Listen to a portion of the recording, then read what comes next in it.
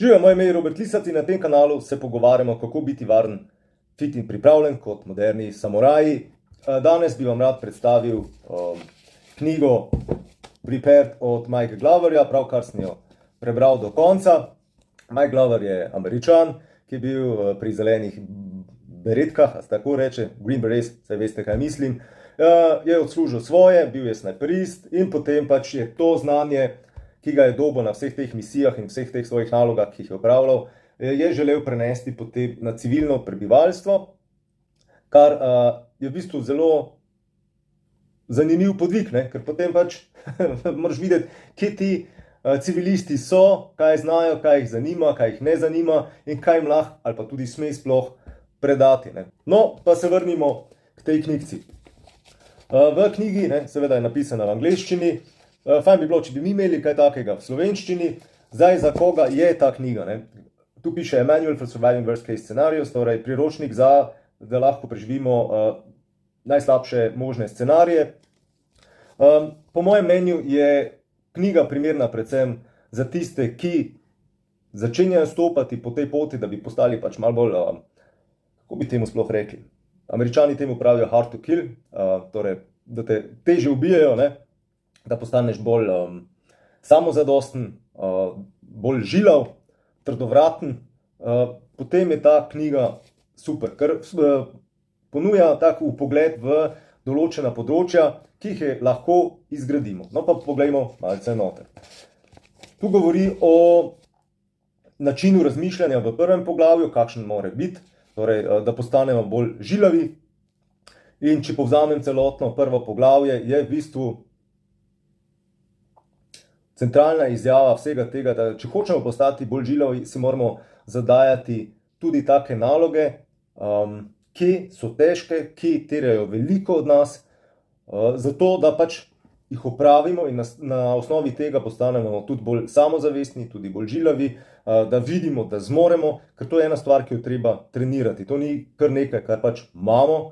Eni seveda to imajo v večji meri, drugi v manjši meri, ampak če se ti nikoli ne izpostavljaš nekim res hujšim izzivom, potem pač tega ne moreš razvijati. Tako kot mišice ne moreš razvijati brez treninga, tako bom rekel, tega načina razmišljanja tudi ne moreš razvijati, če je tvoje življenje pač skozi ravno, ni nič živahnega, se ni treba nič prilagajati, ni nobenih ovir in tako naprej. Potem v drugem poglavju govori o načrtovanju. Zelo fajn se mi je zdelo, da je tukaj porabil dejansko kar nekaj časa oziroma kar nekaj strani, da je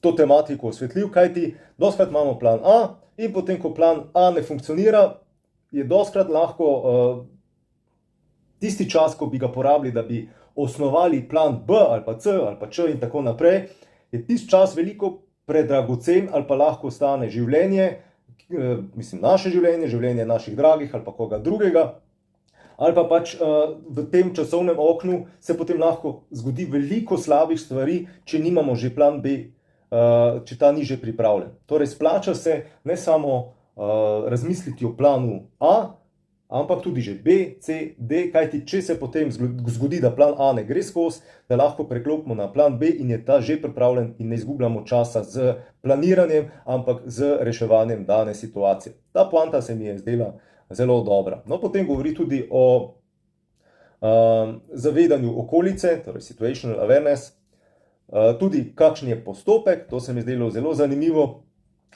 tako da se splača tukaj tudi not pogledati. V četrtem poglavju govori o odločitvah, na kakšen način jih sprejmemo, to bomo zdaj malo preskočili. Potem everyday carry v petem poglavju, to pomeni, kaj imamo pri sebi, v žepih, v nahrbtniku, pa potem konec koncev tudi v avtu. Se mi je zdelo zelo zanimivo, ker pač veliko v tej naši sferi, bom rekel, modernega samurajstva, bojevništva, pač vsi, ki razmišljamo v tej smeri, smo čisto nori, imamo nožek, imamo tale gadget, on gadget, tole stvar, v avtu razne te folije, da se zavijemo, če nas zebe. Ampak centralna izjava tega poglavja pa je tudi bila, da super, da imamo vse to, še boljše je, če treniramo tudi s temi zadevami, ampak da konec koncev je potrebno za to tudi znanje in je najvažnejše to, kar nosimo dejansko tukaj med dvemi ušesi, torej naši možgani, ki nas rešujejo iz določene situacije. Tako kot sem že dejal, izpostavil je, da je treba te stvari tudi trenirati. Torej, če zmanjka elektrike, pa če otrok ne ve, kaj ima takrat za narediti, potem pač ne bo vedel, treba stvari trenirati. Ali pa ne vem, če zmanjka elektrike za več dni, kaj bomo zdaj naredili? Ja, mogoče potem fajn narediti kakšen dan ali pa dva, se pretvarjati, da elektrike ni in živeti, kot da elektrike ni. Kaj to pomeni? Če hočem zdaj jesti pasulj, bom pač mogel vzeti kuhalnik, tisti kemping plinski kuhalnik in skuhati pasulj na tistem. Pa otroku pokazati, kako to gre, ne? Potem naprej govori o mobilnosti, torej kako je pomembno, da se lahko premaknemo iz točke A do točke B na razne načine. Tudi je precej govoril o tem, kako lahko avto predelaš in kaj bi moglo biti vse v avtu, da se lahko premakneš. Tudi potem govori o motorjih, torej, se veste, kjer jih lahko tudi pač toliko preoblikuješ, da pač zadošča tem svojim kriterijem, da lahko pač namečeš tja tiste najnujnejše stvari, da lahko greš čim hitreje iz točke A do B. Kajti motor je lahko potem dostikrat v večjih mestih ena od opcij, da tudi če se vse skupaj zabaše, da greš pač med avti in sklizneš ven, medtem ko pa avti, tisti, ki uporabljajo avto za beg potem iz večjih mest, in če to vsi delajo, potem se pač tam seveda vse skupaj brezupno zabaše. Potem pa še na koncu govori o domu, tudi o kmetiji, ali pa pač kako moraš si dom oblikovati in vzpostaviti več plasti za varnost doma, torej od nadzornih kamer do pravilnih postavitev, pač raznih grmovja, raznega grmovja, po možnosti še z raznim trnjem, da daš to recimo pred okno v pritličju, da ti glih tam čez ne lazi kakšen ropar, ali pa tat, ker se bo fajn napiknil. Na take načine potem, da postaviš razne senzore in alarme. To kar dobro opisuje, ker mislim, to je bila to je pač v tem je seveda ekspert. No, opisal sem vse, kar je bilo dobrega, zdaj se pa tudi oglejmo, kaj bi lahko bilo drugače ali pa boljše.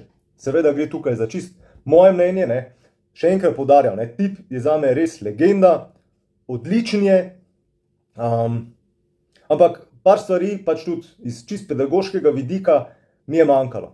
In sicer vem, da na enem od njegovih programov je pustil oziroma je svoje udeležence tečaja naučil, kako razkosati eno kuro, torej če nekaj ulovijo, kako sploh ti razmontiraš z nožem tisto žival, kako razkosaš pravilno na različne kose in če smo iskreni, kdo od nas pa zna sploh razkosati kuro na strokoven način, torej da dobiš celo kuro, ok, pustimo zdaj pirje, ampak recimo, da si kupiš celo kuro in potem jo imaš pred sabo, večina nas te kure sploh ne zna razkosati in je imel prav.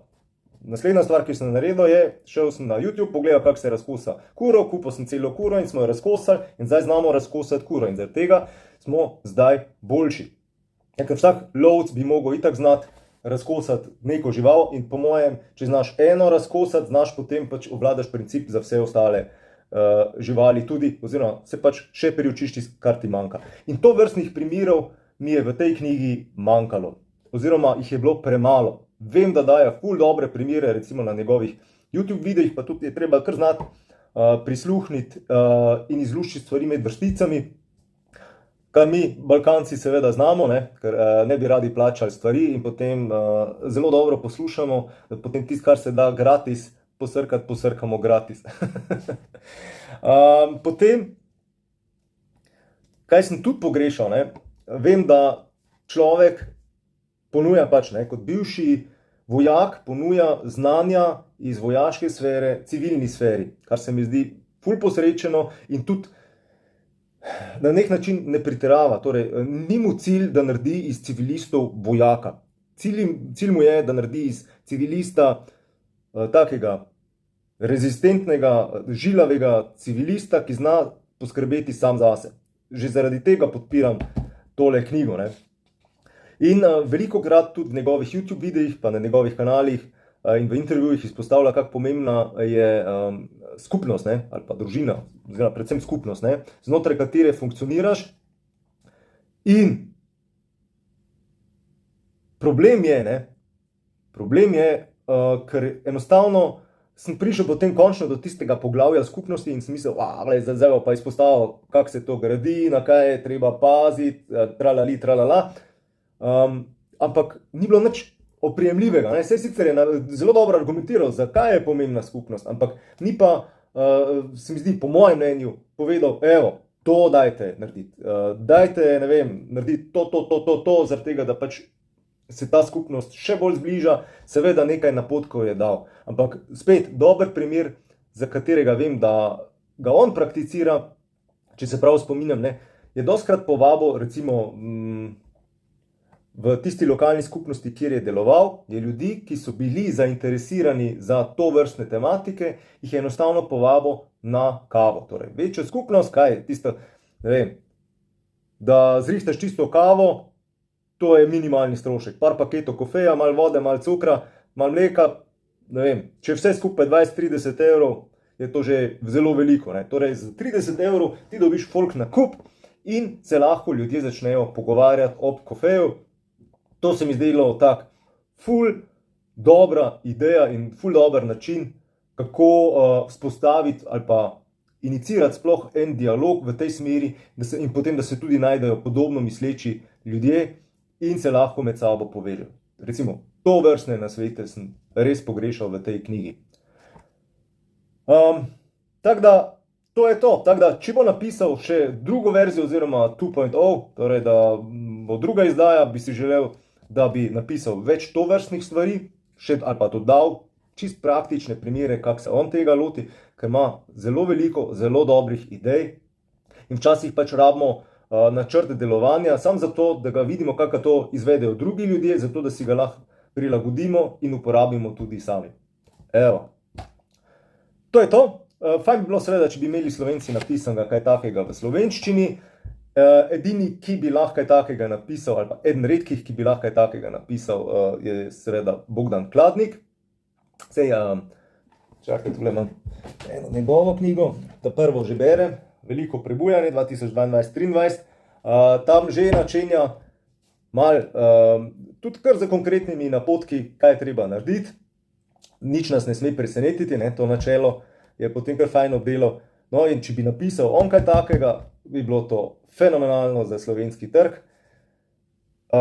Tako da upam, da bo tudi to naredil. Evo, če želite biti varni, fit in pripravljeni kot moderni samuraji in dobivati to vrstne informacije, kot sem vam jih podal danes, torej divjo mešanico od preživetja v naravi, borilnih veščinah, tudi bolj filozofskih in intelektualnih zadevah, kot je recimo ta, se naročite na moj kanal, na YouTubeu, če ste pa na Facebooku, pa enostavno, se veste, sledi, like, share, pa vsa ta Facebook jajca in to je to. Se vidimo v naslednjem videu. Čau.